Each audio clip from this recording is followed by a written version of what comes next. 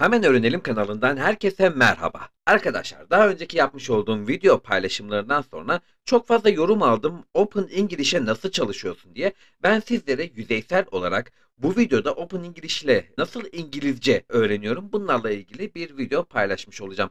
Öncelikle herhangi merak ettiğiniz bir soru olursa lütfen videonun yorum kısmına belirtirseniz size oradan yardımcı olmaya çalışacağım. Benim yetişemediğim noktalarda bu programı kullanan ya da Open English'ten üyelik alanlar oradan sorulara cevap verebilir. Öncelikle Open English'in arayüzünden başlayalım. Open English'in böyle bir arayüzü var arkadaşlar. Gördüğünüz gibi kelime bilgileri, canlı yayınlar, ünite dersleri, alıştırmalar, telaffuz, yine haberler, yaygın ifadeler, interaktif videolar gibi çalışma kategorileri var. Yine burada da hangi seviyede olduğunuza dair veriler paylaşılmakta. Mesela buradan başlayacak olursak şu anda birinci sırada Roberto N adlı bir kullanıcı en çok ders çalışan öğrenci olmuş. Şimdi ben de 36. sıradaymışım. Hiç zaman kaybetmeden hemen başlayalım arkadaşlar. Nasıl bir süreç Open English'te ders çalışmak? Öncelikle ben kendim bir Excel tablosu hazırladım. Ben bu Open English'i yaklaşık alalı bir 4 ay falan oldu. Kendime şöyle bir program çizdim. Her gün 4 ünite ders çalışacağım. Her gün en az bir tane telaffuz çalışacağım. Yine her gün en az bir haber okuyacağım. Tabii bu haberlerin içinde 3 ayrı haber var arkadaşlar. Yani bunu 3x şeklinde de düşünmeniz mümkün. Yine en az bir yaygın ifade kullanacağım, çalışacağım. En az bir video ve en az günlük bir canlı ders çalışacağım. Bunlarla da ilgili şöyle bir program hazırladım. Bakın Şubat ayı içerisinde arkadaşlar yaptıklarımı yani hedefimi tutturduklarımı yeşil, tutturamadıklarımı kırmızıyla işaretliyorum. Tabi burada hiçbir şekilde yanlış veri yapmamanız lazım. Çünkü kendinizi kandırırsanız gerçekten bu işte yorucu olmaya başlar. Burada bakın hedeflediğim tüm çalışmaları yapmışım. Ağırlıklı olarak tabloda yeşil renkleri görüyorsunuz. Buradan da anlaşılacağı üzere. Şu anda 19 Şubat'tayız ve ben bugünkü verilere henüz girmedim ama 18 Şubat için bütün çalışmalarımı gerçekleştirdim. Bununla da ilgili bilgiyi sizlere vermiş olayım. Hemen başlayalım Open English'in arayüzünden. Arkadaşlar burada 3 tane ana kategori var. Buradan canlı dersler, üniteler ve alıştırmalar kısmı var. Siz bir üniteyi tamamlamanız için 12 tane canlı yayın dersine katılmanız lazım. 15 tane ünite çözmeniz lazım ve 7 saatlik bir alıştırma programına dahil olmanız lazım. Canlı derslere tıkladığınızda arkadaşlar her yarım saatte bir dünyanın her yerinden yaklaşık 4500 İngilizce öğretmeni size birebir özel ders veya sınıf olarak topluca ders verebiliyor. Şurada altta gördüğünüz iki konu örneğin. Buradan herhangi birini seçmeniz durumunda bir sonraki derse giriş yapmanız mümkün. Yine buradan özel dersi seçtiğinizde şu anda yarım saatlik kısmın dolmadı. Yaklaşık bir 5,5 dakika sonra arkadaşlar burada kaydol diye bir buton çıkacak. Oraya tıkladığınızda özel ders seçimi ya da sınıf seçimi yapmanız mümkün. Canlı dersler bu şekilde arkadaşlar her yarım saatte bir yenileniyor. Ünitelere girdiğimizde arkadaşlar ünitelerde bakın ben her ünitede de 16 ayrı sekme var. 15 ve 16'sını ele alacağım. 15'te yani o üniteyle ilgili yapmış olduğunuz özet kısımlardan size sorular soruluyor. 16'da da quiz var. 15'i yapmıştım. Hemen üzerinden yüzeysel olarak bir geçecek olursam arkadaşlar açıldığında şu şekilde bir ekran bize karşılıyor. Bakın burada özet kısımları çıkıyor. Bu özeti okuduktan sonra size şu anda çalıştığınız özetlerle ilgili bir takım hatırlatmalar yapıyor. Sonra bir sonraki soru kısmında da bunları eşleştirir diyor. Mesela benim buradan hatırladıklarımı hemen işaretledim. Mesela Ski Lodge e, kayak evi olarak geçiyordu. Birincisi Halfpipe ve ikincisi Pass olarak geçtiğinde yine devam deyip bir sonraki sorulara ya da özeti de okuduktan sonra bu arada bunların hepsini okumanızda yarar var arkadaşlar. Bunları okuyup ilerlemeniz mümkün. Yine de ben bu noktada bir Excel tablosuna tekrardan değineceğim. Bakın şu Excel tablomda isterseniz bu Excel tabloyu size özelden de atabilirim.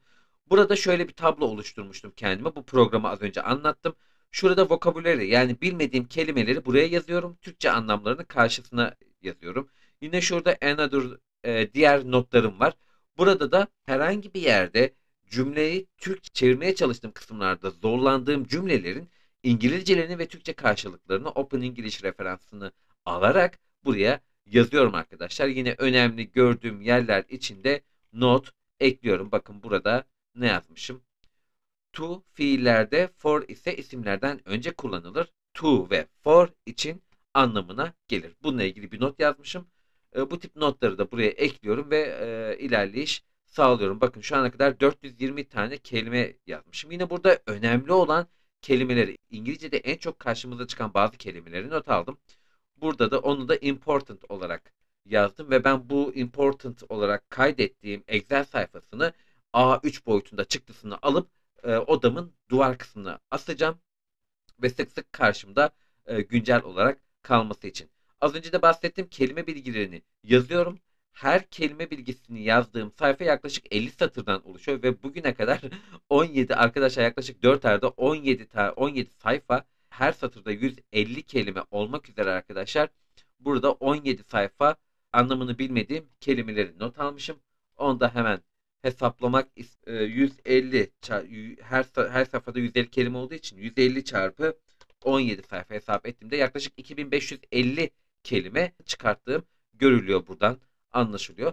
Yine bu kısmı geçiyorum. Yine ana sayfaya ilerliyorum. Sizin yine üniteleri geçebilmeniz için, bu arada Open English toplamda 8 seviyeden oluşuyor. Ben şu anda 4. seviyedeyim. Bu üyeliğim bitmeden 8 seviyeyi de tamamlamayı düşünüyorum. Her gün kendime koyduğum kurallardan aksama yapmadan ilerlersem zannedersem 3 ay içinde tamamen 8 seviyeyi de tamamlamayı planlıyorum. Yine 5. seviyeye geçmem için bunların hepsinin full olması lazım. Ben alıştırmalar kısmını, yani 7 saatlik olan kısmı doldurmuşum. Canlı dersler kısmını doldurmuşum. Şimdi de üniteler kısmı kalmış. Yine alıştırmalar kısmından da örnekler verecek olursam, burada arkadaşlar telaffuzlar var. İçini tıkladığınızda sizi İngilizce, orada metinler çıkıyor. O metinleri okutturuyor ve okuyuşunuz ne kadar iyi, bir yüzdelik oran çıkarıyor. Benimki genelde %88 falan çıkıyor. Telaffuzlarım bu noktada, yani 80 üstü olduğu zaman bence iyi diye düşünebilirsiniz. Yine burada haberler kısmı var. Bu haberler kısmını tıkladığınızda arkadaşlar, bakın burada 3 ayrı haber çıkıyor. Bir tanesine tıklıyorum. Ya bunda üçünü okumanız lazım. Burada mesela sonra anlamını bilmediğiniz herhangi bir kelimenin üzerine tıkladığınızda size Türkçe karşılığını veriyor. Burada da bu okuduğunuz haberle ilgili arkadaşlar sorular soruyor. Bunları da okuduktan sonra ilerleme sağlamanız mümkün. Bu arada her bir dersin yanında puanlar var. Atıyorum, yaygın ifadeler 2 mil, haberler 8 mil, telaffuzlar 5 mil. Her ünitede 15 mil puan veriyor. Burada ne kadar çok çalışırsanız buradaki rekabet ettiğiniz diğer kullanıcılar arasında en üst seviyeye çıkmış oluyorsunuz arkadaşlar. Şöyle yine aşağı doğru ineceğim. Haberleri söyledim size. Yaygın ifadeler de yine aynı şekilde size yine haberlerde gösterdiğim gibi bir 4-5 satırlık veri veriyor. O içinden cevapları bulmanız için sorular soruyor. Yine interaktif videolar var. Bu videolar kısmını da arkadaşlar tıkladığınızda burada 3 parta bölünmüş olan videolarda videoyu size ilk önce izletiyor arkadaşlar. Takao Bakın burada and the her bir people satırın Türkçe anlamı ve yukarıda normalde videonun seslendirmesi ve İngilizce orijinal yazısı çıkıyor. Bunları tamamladıktan sonra arkadaşlar kelime öğren kısmına geçeceksiniz. Burada da 5 tane kelime çıkarmış, önemli o metnin the içinde. material for silk is made by insects called silkworms. Bakın mesela burada da dedi ki insects. Ben buraya söylediği kelimeyi yazdığımda arkadaşlar orada bize doğru yanıtı verecektir.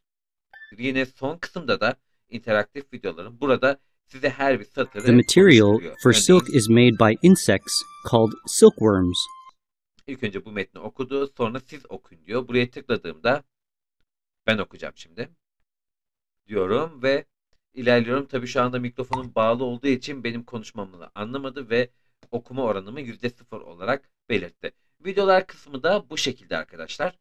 Geçtiğimde yine burada da yine çeşitli alıştırmalar var. Bu alıştırmaları da gözden geçirmeniz mümkün. Ama burada size önerebileceğim en önemli noktalardan biri, kesinlikle kendinize bir program ayarlayın, hazırlayın. Bu programı hazırladıktan sonra kesinlikle programın kurallarına uymanızı tavsiye ederim. Ne kadar uyarsanız o kadar İngilizcenizin arttığını görmüş olacaksınız arkadaşlar.